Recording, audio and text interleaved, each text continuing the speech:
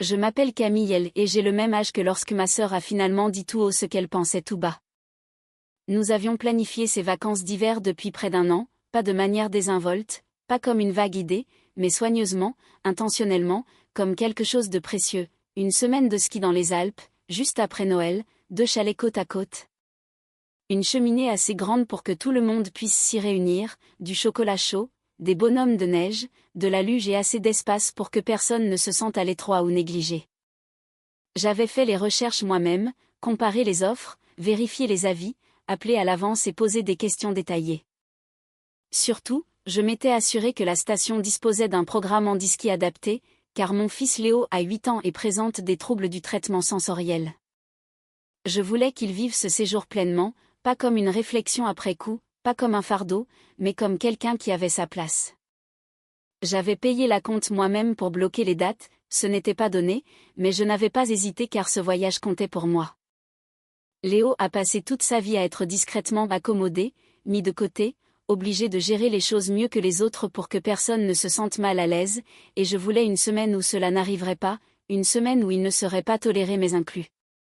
Ma sœur Élodie avait dit qu'elle voulait t'aider, elle dit toujours ça, elle parle beaucoup jusqu'à ce qu'un effort réel soit requis, puis elle disparaît.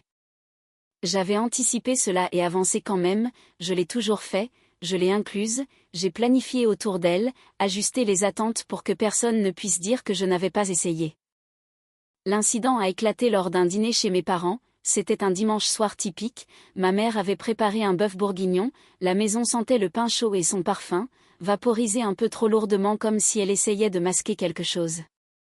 Mon père avait mis le match de foot trop fort dans le salon, criant après la télé comme si elle lui devait de l'argent. Élodie sirotait déjà son vin avant même que nous soyons passés à table, les ongles fraîchement manucurés, adossés à sa chaise comme si le monde existait pour son divertissement. Léo était assis à côté de moi, dessinant tranquillement dans son carnet, il l'apporte toujours quand nous venons car dessiner l'aide à se réguler quand les choses deviennent bruyantes ou chaotiques, il était complètement dans sa bulle, concentré, calme, en sécurité. Élodie s'est penchée pour jeter un coup d'œil à son dessin, puis a ri, pas un rire gentil, même pas un rire gêné, elle a regardé autour de la table et l'a dit clairement, avec assurance. Comme si elle s'attendait à ce que tout le monde soit d'accord, ton gamin n'a pas sa place dans des vacances en famille. La pièce ne s'est pas tue, seul Léo s'est figé, il a arrêté de dessiner, il n'a pas levé les yeux, il a juste refermé lentement son carnet et a fixé la table, les épaules rentrées comme s'il essayait de disparaître. Personne n'a dit un mot, ma mère est soudainement devenue très intéressée par le pliage de sa serviette, mon père a monté le volume de la télé comme s'il ne pouvait pas entendre ce qui venait d'être dit, Élodie a eu un petit sourire en coin et a continué à mâcher. Quelque chose en moi est devenu très calme, j'ai dit, pas de vacances, j'annule tout. Élodie a cligné des yeux, elle pensait que je plaisantais, elle a ri, a vraiment ri, et a demandé si j'étais sérieuse, comme si je faisais un drame pour rien. Je ne lui ai pas répondu, je me suis levée et j'ai commencé à débarrasser la table, ma mère s'est penchée doucement et a chuchoté, « Camille, tu le penses vraiment ?» J'ai souri sans dire un mot. Ce soir-là, après être rentrée chez moi et que Léo se soit endormi, je me suis connectée à mon compte et j'ai annulé tout le voyage, les chalets, les forfaits de remontée mécanique, les activités, tout. J'ai perdu la compte et ça a fait mal, mais pas autant que l'idée de voir mon fils passer une semaine à être subtilement exclu par sa propre tante. L'argent était remplaçable, ce moment ne l'était pas. Le lendemain matin, Élodie m'a envoyé un texto, « Alors maintenant on annule des vacances pour des blagues ? Tu as besoin de grandir. » Puis un autre message, « C'est pas ma faute si ton gosse ne supporte pas un peu de taquinerie. » Je l'ai bloqué. Elle a toujours été comme ça. Quand elle a accidenté sa voiture parce qu'elle avait oublié de mettre le frein à main, mes parents l'ont aidée à en avoir une nouvelle, quand elle a manqué la réunion parents-prof de sa fille pour la 3e fois. Ma mère lui a trouvé des excuses, quand elle a oublié le manteau de sa fille en plein mois de janvier, ils ont dit qu'elle passait juste une semaine difficile. Ils ont toujours amorti sa chute. Mais ce qu'Élodie ne savait pas, c'est que les vacances n'étaient pas la seule chose que je planifiais, depuis près d'un an, je construisais discrètement quelque chose à moi, une vraie entreprise. Une start-up dans laquelle j'avais investi mes économies et mes nuits blanches après que Léo soit au lit, tôt le matin avant le travail, recherche, planification, appel aux investisseurs, paperasse juridique. Élodie l'avait découvert il y a des mois et avait immédiatement supposé qu'elle en ferait partie parce que nous étions sœurs, elle n'avait aucune expérience, aucune compétence à offrir, mais elle voulait son nom dessus. Je ne m'étais jamais engagée, elle a pris cela pour un oui. Ce qu'elle ne savait pas, c'est que l'extrait KBS était arrivé la semaine dernière, c'était officiel et elle n'en faisait pas partie, elle ne le savait juste pas encore. 3 jours après l'annulation du voyage, Élodie s'est présentée devant ma porte, sans prévenir, sans texto, elle s'est garée dans mon allée comme si de rien n'était. Comme si humilier mon fils devant toute la famille n'était qu'un désaccord mineur qu'on réglerait autour d'un café et de sourires forcés. Léo était sur le canapé avec son casque, complètement absorbé par un documentaire sur les loups, son carnet en équilibre sur les genoux. J'étais dans la cuisine en train de plier des torchons quand je l'ai vu par la fenêtre, appuyé contre sa voiture avec ses lunettes de soleil malgré le ciel gris, un café à emporter dans une main, son téléphone dans l'autre, l'air d'avoir tout le temps du monde. J'ai ouvert la porte, je suis sortie et je l'ai refermée derrière moi. Elle a souri comme si nous étions en bons termes, a dit que nous devions parler, que tout le monde était confus par ce drame et voulait que les choses reviennent à la normale. Elle a mentionné que maman et papa pensaient que j'étais un peu extrême et que je devrais peut-être penser à la façon dont j'affectais la famille. Le mot « famille » a atterri lourdement, comme si elle me le jetait pour voir s'il collerait. Je lui ai demandé directement ce qu'elle voulait dire quand elle a dit que Léo n'avait pas sa place dans des vacances en famille. Elle a levé les yeux au ciel et a haussé les épaules comme si cela ne valait même pas la peine d'être expliqué, elle a dit que c'était évidemment une blague et que j'étais encore trop sensible, que je devais arrêter de traiter Léo comme s'il était en cristal. Qu'il devait apprendre à accepter une blague comme les enfants de tout le monde. Je lui ai dit de partir. Elle a ri, m'a traité de dramatique et a dit que j'essayais juste de gâcher ses projets d'hiver parce que j'étais aigrie à propos de quelque chose. Je n'ai pas répondu, je me suis retournée, je suis rentrée et j'ai fermé la porte. Elle est restée là quelques minutes, frappant une fois de plus, puis faisant les 100 pas, je n'ai pas regardé. J'ai verrouillé la porte, je me suis assise à côté de Léo et nous avons regardé le reste du documentaire, il n'a pas demandé qui était là, il le savait déjà. Ce soir-là, ma mère a envoyé un texto, on peut se parler bientôt? Je n'ai pas répondu. Puis mon père, peut-être que vous devriez crever l'abcès avant que ça ne dégénère. J'ai laissé aller sur la messagerie. Il ne comprenait pas, ou peut-être qu'il ne voulait pas. Élodie a toujours été leur enfant à problème, enveloppée d'excuses, leur petite chérie désordonnée, les règles ne s'appliquaient jamais à elle, et si elle le faisait, elles étaient pliées jusqu'à ce qu'elle casse. Je savais qu'elle ne lâcherait pas l'affaire, mais je ne m'attendais pas à ce qu'elle franchisse la ligne suivante. L'après-midi suivant, elle s'est présentée à l'école de Léo. J'étais dans la file des voitures à la sortie quand je l'ai vue debout près du portail, les bras croisés, le manteau ouvert malgré le vent glacial, la posture raide et délibérée, comme si elle voulait prouver quelque chose. Pendant une fraction de seconde, j'ai espéré qu'elle était là pour sa propre fille ou qu'elle s'était trompée de jour, puis elle s'est avancée directement sur la chaussée alors que je me garais, se tenant devant ma voiture comme si c'était une scène de théâtre. J'ai baissé ma vitre juste assez pour l'entendre, elle a dit que nous devions parler, que j'étais injuste, que je ne pouvais pas simplement la couper de ma vie comme ça. Je lui ai dit de bouger, elle ne l'a pas fait. Tu penses que je suis la méchante maintenant pour avoir fait une blague, a-t-elle dit, tu es ridicule. C'est à ce moment-là que Léo est sorti, marchant main dans la main avec son instituteur.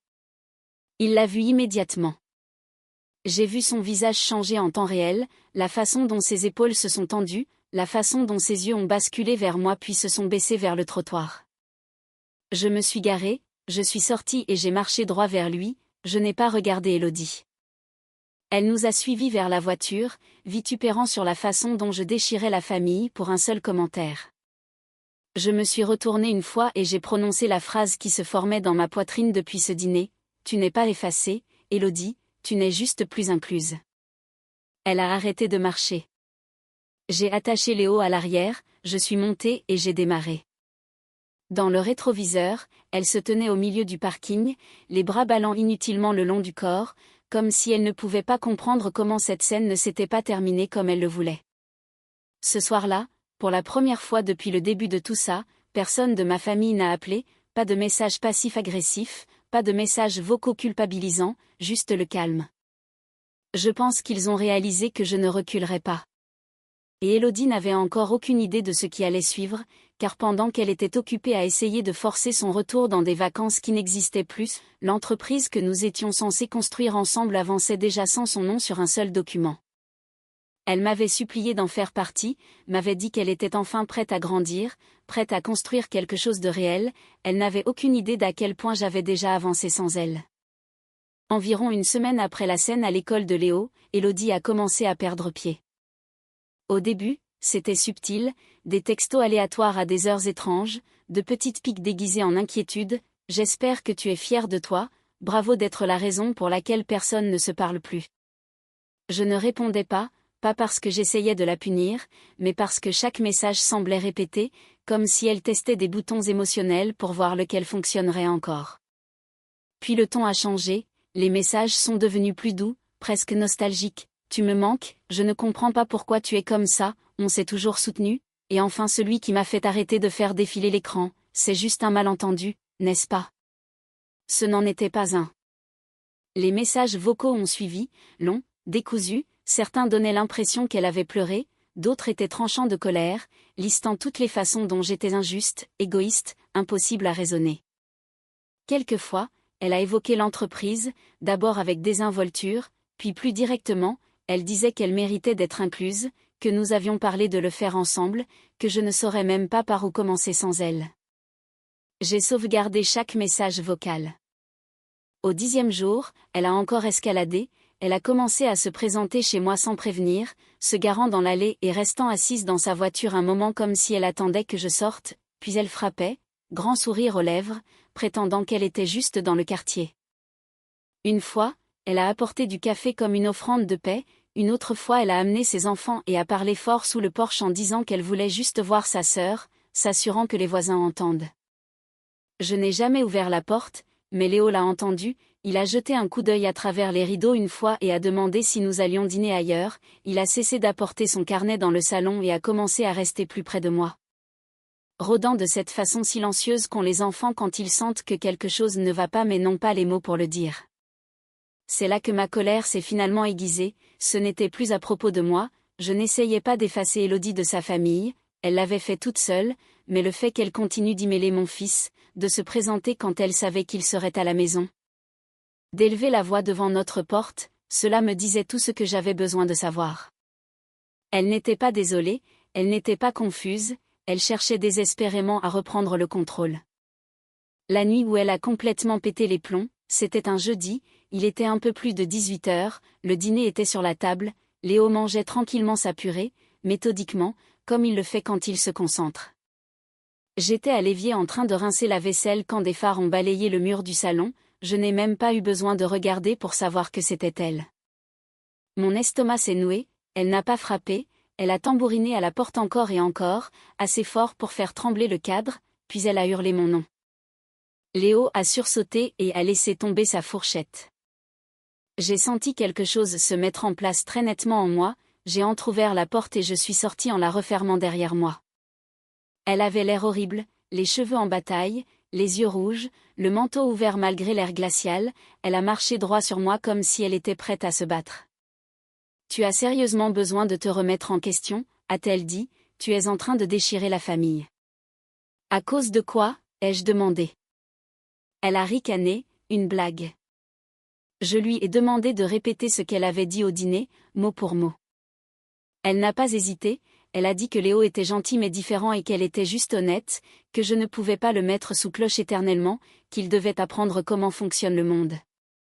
C'était tout. Je lui ai dit de partir.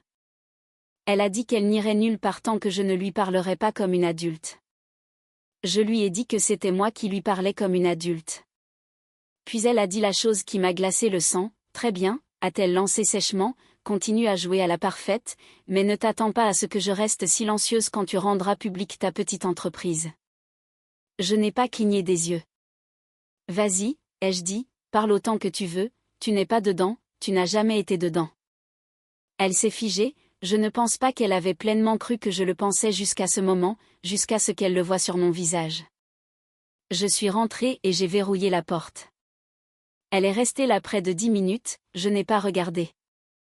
Je me suis assise avec Léo, je l'ai aidé à finir son dîner et ensuite nous avons regardé un documentaire animalier jusqu'à l'heure du coucher comme si rien ne s'était passé.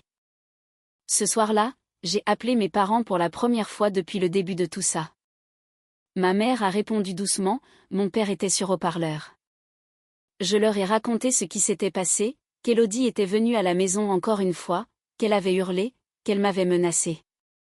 Je n'ai pas élevé la voix, je ne leur ai pas demandé de réparer les choses, je leur ai juste dit. Et pour la première fois de ma vie, ils ne l'ont pas défendu, ils étaient silencieux, vraiment silencieux. Puis mon père a dit quelque chose que je ne m'attendais jamais à entendre, c'est allé trop loin. Ma mère a suivi avec, on va lui parler. Pas de elle ne le pensait pas, pas de elle est stressée, juste ça. C'était la première fissure dans le mur qui avait protégé Élodie toute sa vie, et elle l'a senti. Je n'ai pas cru mes parents quand ils ont dit qu'ils allaient lui parler, ils l'avaient déjà dit avant après d'autres incidents, d'autres dégâts qu'Élodie avait laissés derrière elle, à chaque fois cela finissait de la même manière, elle pleurait, il s'adoucissait, rien ne changeait. Alors, quand ma mère a appelé quelques jours plus tard et m'a demandé si je pouvais venir dîner seule, j'ai failli dire non, mais quelque chose dans sa voix semblait différent, pas pressé, pas défensif, juste fatigué. Quand je suis arrivée, la maison dégageait une atmosphère étrange que je ne pouvais pas expliquer immédiatement, pas de bruit de télévision, pas de musique, pas de gaieté forcée. Le dîner était sur la cuisinière, intact. Mon père était déjà assis à la table, les mains jointes, fixant un poing sur le bois comme s'il se préparait. Ma mère s'est assise en face de moi et a dit, on est allé la voir. Elle n'a pas élaboré, elle n'a pas adouci les choses, elle a juste laissé les mots flotter. Mon père a repris là où elle s'était arrêtée, il a dit qu'Élodie avait explosé au moment où il s'était assis, avait commencé à crier avant même qu'ils aient fini leur première phrase, les accusant de prendre parti pour moi, de me laisser les manipuler, de me choisir plutôt qu'elle. Quand ils ont évoqué Léo, elle a ri, elle a vraiment ri, elle a dit que je l'utilisais comme bouclier pour contrôler tout le monde. C'est là que ma mère a finalement craqué. Elle a dit à Élodie qu'elle en avait fini d'excuser son comportement, fini de prétendre que la cruauté était de l'honnêteté, fini d'intervenir chaque fois qu'Élodie refusait de gérer sa propre vie. Elle lui a dit que ce qu'elle avait dit à Léo était inacceptable et que si elle ne pouvait pas voir pourquoi, alors c'était son problème à régler. Élodie a hurlé, a jeté quelque chose, a foncé dans sa chambre et a claqué la porte comme une adolescente. Mes parents sont partis. Ils sont restés assis là à table avec moi, plus silencieux que je ne les avais jamais vus, et ma mère a admis quelque chose que je ne pensais jamais entendre, on est épuisé depuis des années, a-t-elle dit, on ne voulait juste pas l'admettre. Je ne me suis pas sentie soulagée, je me sentais engourdie, comme si quelque chose de lourd avait enfin été nommé mais pas soulevé. Le lendemain après-midi, tout a basculé. Mon père est passé chez Élodie pour déposer du courrier qui avait été mal distribué. Quand il s'est garé dans l'allée, la fille aînée d'Élodie était assise seule sur les marches du perron, son sac à dos à côté d'elle, le manteau ouvert dans l'air glacial. Elle lui a dit que sa mère l'avait déposé tôt ce matin-là et avait dit que papy et mamie s'en occuperaient. Pas d'appel, pas d'avertissement, rien. Mon père l'a fait entrer, l'a réchauffée, lui a donné à manger, puis a appelé Élodie. Il lui a dit que cela ne pourrait plus jamais arriver, pas une fois, plus jamais, qu'il ne ferait plus de babysitting sur demande, qu'il ne la couvrirait plus, qu'il ne nettoierait plus les dégâts qu'elle laissait derrière elle. Élodie a perdu la tête, les a accusés de l'abandonner, a dit qu'il la punissait pour prouver un point. Ma mère lui a dit calmement que ce n'était pas une punition, que c'était l'âge adulte. 2 jours plus tard, Élodie s'est présentée chez eux et a fait une scène si bruyante qu'un voisin s'est plaint, ses enfants étaient encore dans la voiture. Ma mère n'a pas ouvert la porte. Mon père lui a dit à travers la porte qu'elle devait partir et se calmer. Élodie a hurlé que tout le monde était contre elle, que j'avais retourné la famille contre elle, qu'elle ne leur pardonnerait jamais. Ils ne lui ont pas couru après, ils ne se sont pas excusés, ils l'ont laissé partir. Pour la première fois de sa vie, personne n'a couru après elle. 3 jours ont passé, pas de textos, pas de messages vocaux, pas de visite surprise. Puis tard un soir, j'ai reçu un message d'elle, juste 3 mots, j'ai merdé. Pas d'excuses, pas de blâme, pas de suite. Je l'ai regardé longtemps, je n'ai pas répondu, j'ai posé mon téléphone et je suis allée voir Léo. Il dormait, son carnet ouvert à côté de lui, une main posée sur la page comme s'il s'était endormi au milieu d'une pensée. Pour une fois, le chaos n'était pas ma responsabilité.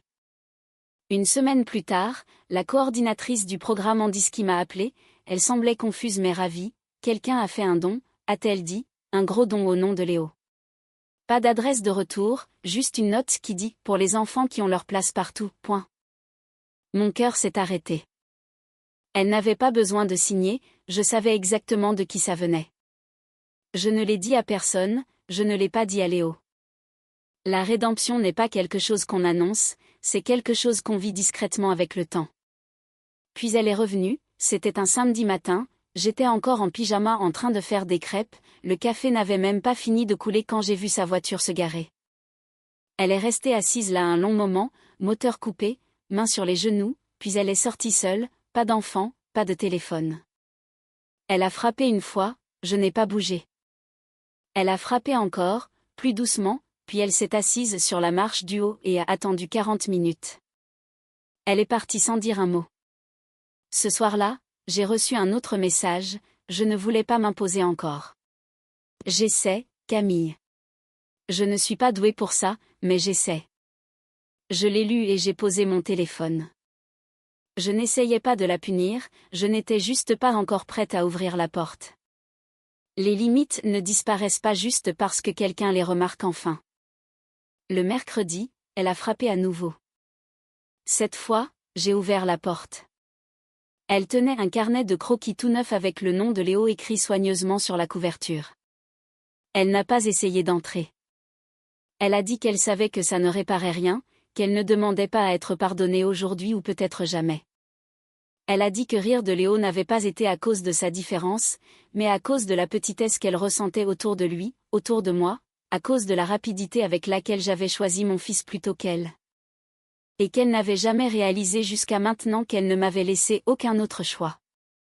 J'ai écouté, j'ai pris le carnet, j'ai hoché la tête et j'ai fermé la porte.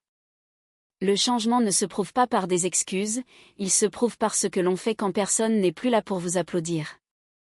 Après ça, les choses sont devenues calmes d'une manière qui semblait méritée, pas forcée, pas le silence fragile des gens qui attendent de frapper à nouveau, mais le genre qui s'installe quand tout le monde est enfin à court d'excuses. Des semaines ont passé sans visite surprise, sans message tardif, sans la voiture d'Élodie tournant au ralenti dans mon allée comme une menace. Léo l'a remarqué avant moi, il a recommencé à faire ses nuits, le carnet de croquis restait ouvert sur la table basse au lieu d'être caché, il remplissait des pages sans en déchirer aucune, des loups et des casques spatiaux, des renards avec des sacs à dos. Des animaux qui avaient leur place partout parce que personne ne leur avait dit le contraire. Un dimanche après-midi, ma mère nous a invités à dîner. J'ai hésité, pas parce que j'avais peur qu'Élodie débarque, mais parce que je ne voulais pas entraîner Léo dans quelque chose de fragile. Finalement, j'ai dit oui pour lui, je savais que ses grands-parents lui manquaient, même s'ils ne le disaient jamais tout haut. Nous sommes arrivés en retard exprès, je voulais être sûre qu'Élodie ne serait pas là. Elle n'y était pas.